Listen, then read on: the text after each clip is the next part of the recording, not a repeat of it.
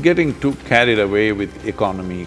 Today, anywhere you go, even if you go to your grandmother's place, you discuss economy. But the entire world has taken to this today. Everybody, there are WhatsApp economists in India. I mean, there are social media economists who are advising, particularly all the American billionaires who came there, they were carrying an extra long face. What is a mystic doing in an economic forum? Business as usual, if all economies on the planet or the global economy is fully thriving and on, I think in 25 years' time there'll be a serious ecological crisis. I think we're talking too much economy and less of life. So this person came up to me and asked something like this.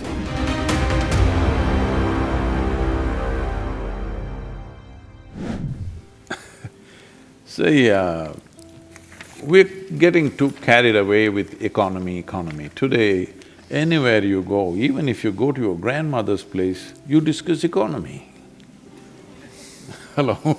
Even your grandmother is talking about economy. Economy, we must understand, is just an organized way of handling our survival. We should not raise it to heavens. That's not how it is. But the entire world has taken to this today. Everybody, there are WhatsApp economists in India who are oh, you don't use that platform much here, whatever. I mean, there are social media economists who are advising on a daily basis what should happen to the world, all this stuff. Leaving that aside,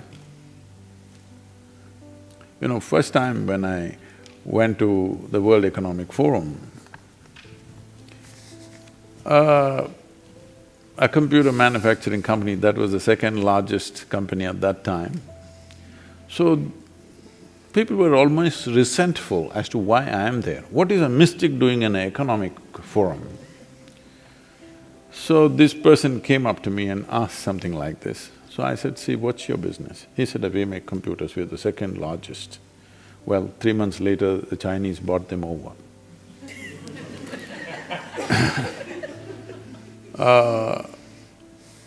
I said, see, whether you're making a computer or a safety pin or a spacecraft, it doesn't matter what you're making. Essentially, you have forgotten this is all about human well-being.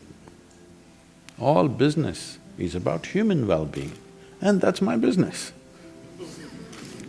And it should be everybody's business. So, in all this economic jargon, I think we are forgetting somewhere this is about human well-being. People who are running the economy are getting destroyed, destroying themselves and the planet. And the economies of the world have become like this. When in 2008, when I was at the Economic Forum, there was a little bit of a trend of recession beginning to happen. Particularly all the American billionaires who came there, they were carrying an extra long face because they were a few billions less than what they were 3 months ago. So they asked me to handle a session called Recession and Depression. So I said, recession is bad enough, you don't have to, compound it with depression. But anyway, right now the way we are driving our economic engine is such that if we fail, we will be depressed. But if we succeed, we will be damned for good. I said, better you're depressed. Because this is like, in India there's a proverbial story about a man sitting on the wrong side of the branch and cutting it. When he succeeds, he will fall. That's something that all of us as business leaders need to… We are going in that way. When we succeed, we will fall.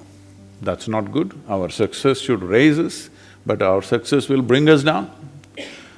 Once in a way, recession is helping us to slow down. Otherwise, business as usual, if all economies on the planet or the global economy is fully thriving and on, I think in 25 years' time, there'll be a serious ecological crisis. Serious stuff, not simple stuff. This rally for rivers you were talking about, since 25 years when I was very actively engaged with South Indian rivers, I floated down rivers, I lived along in the forests and rivers because I didn't go to any university, all I did was spend time in the jungles So, I have a very intimate relationship with them. In 25 years, on an average, across the country, 44% depletion of water levels has happened, 44% in 25 years. 25 years is not a long time for a subcontinent, but in 25 years, 44% depletion has happened. Some rivers have depleted over 70%. Hundreds of tributaries, small rivers have completely gone dry. This is our way of handling economy. Ripping off our fundamental source of life and handling economy, what does it mean?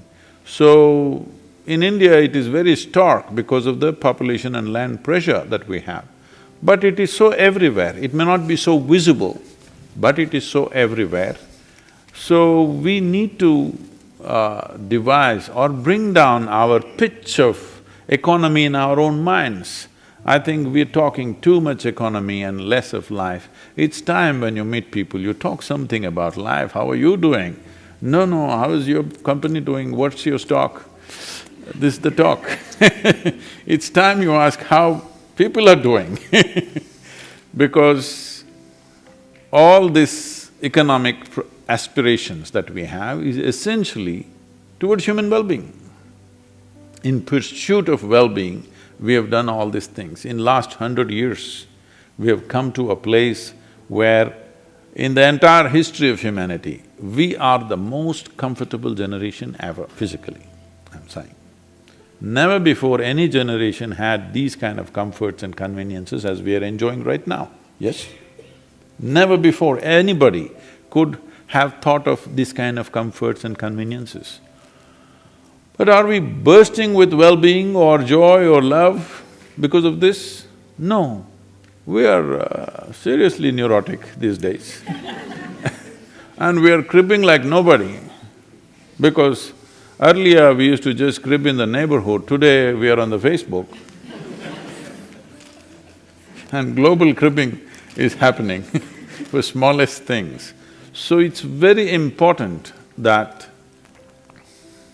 our economy is just another tool, one more tool for the well-being of life on this planet.